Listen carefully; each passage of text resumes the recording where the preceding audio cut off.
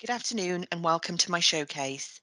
My name is Catherine Quarrell and I am the Service Development Manager for the Pain and Fatigue Management Service in Powys. The way we work and live our lives today is changing rapidly.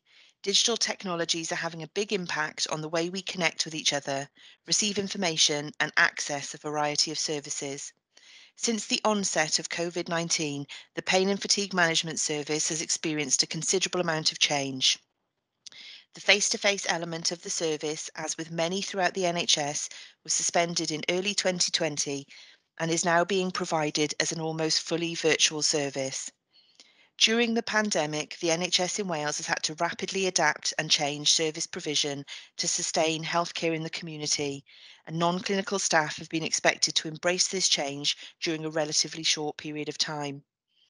This presentation will describe how we set out to provide digital support for non-clinical staff to promote the use of virtual consultations for people with persistent pain and fatigue in rural Powys. Powys makes up a significant footprint in the rural heartland of Wales, covering a large geographical area which borders England and all but one of the other health boards in Wales. At the heart of the Health Board's approach to care is ensuring that it is provided close or closer to home, with the aim that people live independently for as long as possible, enabled by digital technology and changes to the way services and environments are designed. As part of this change, the provision of virtual consultations and running of programs online has become even more important as a result of COVID-19. The Health Board takes a strategic approach in its ambition, not just to respond reactively, but to implement and use digital solutions as well as clinical leadership. Hence, digital first is a key component of the health and care strategy for Powys. Powys Teaching Health Board's Pain and Fatigue Management Service provides services to people who want to live life more fully but are hindered in doing so by persistent pain and/or chronic fatigue. The service is multidisciplinary and the team is made up of clinical and non-clinical staff based in Brontlis in the heart of the Brecon Beacons. It is recognised that administrative staff are often the invisible heroes in healthcare, and the aim of this project was to enhance engagement, build motivation and confidence, to enable the pain and fatigue management team's admin staff to want to promote the use of digital technologies and virtual consultations for people with persistent pain to manage their conditions and improve their quality of life. Supported by funding from the Health Foundation, the Pain and Fatigue Management Service is in the process of designing and developing a user-friendly digital platform to support people referred to the service to help them manage their condition, predominantly using the suite of applications within Microsoft 365, again adding to the digital element of the service. The project will encourage and train the user to support both healthcare professionals and the users of the service to do this without resorting to more traditional methods of delivery.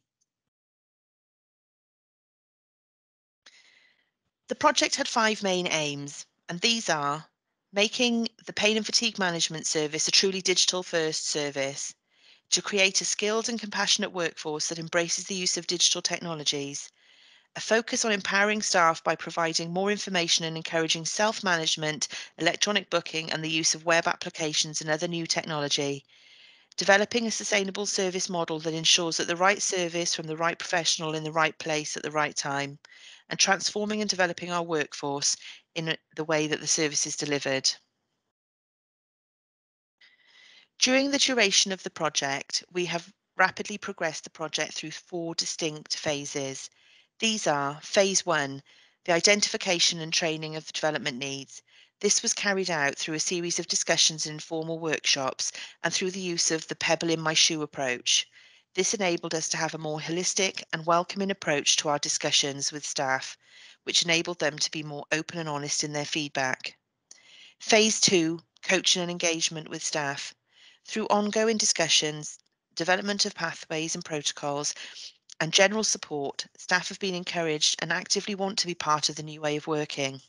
With a noticeable change in the last 6 months to now, 100% of the non-clinical staff are now happy with our approach to problem solving and the team's overall approach and engagement with regards to service change. Phase 3, the development of user guides and training material, was where our administrative staff found that they were gaining new skills and were able to utilise these to support our digital service.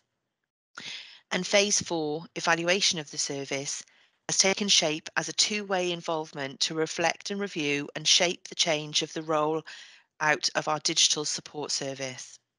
Changing practices that are embedded in the way people work takes time.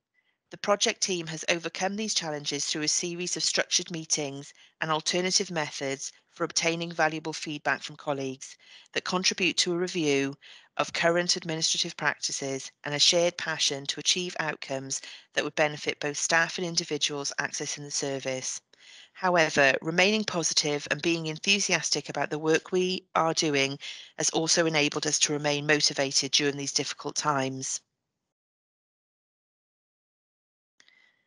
The work we have undertaken as part of this project has enabled us to develop a more standardised approach across the department's administrative processes, improved staff morale, and as a team, we have been able to evidence through a repeat of a staff survey that individuals are feeling more confident in their roles and feel that they have the skills to deliver a better service to our customers. We know from informal discussions, feedback, and through formal questionnaires and team discussions that our admin staff are now able to adapt and respond more positively to change and have the desire and space to innovate. This has enabled them to have an increased sense of pride in the service and a feeling that they have been integral to the change. The Bevan Exemplar scheme provided an opportunity to deliver digital support in an alternative way. Administrative staff have gained new skills and these will be utilised to support a digital service which will be hugely beneficial to the people accessing our service. As a result of the project, we've been able to continue to work to support and invest in the development of both the service and the workforce, continually pursuing quality and value and a prudent approach in everything we do, ensuring that our staff are equipped with the knowledge and skills to enable and support people to take greater responsibility and make informed choices.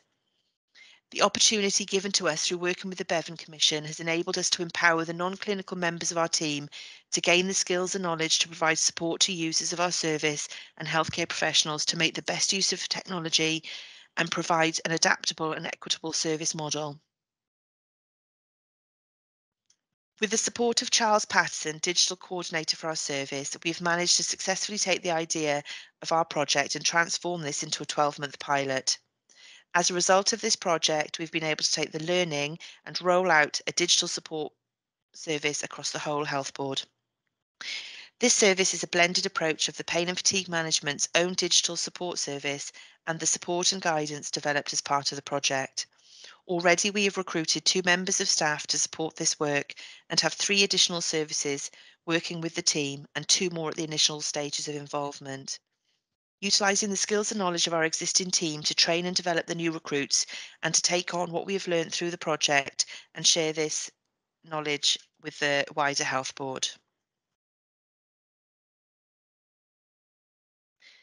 The project has been the work of many people, without whom it would not have been a success.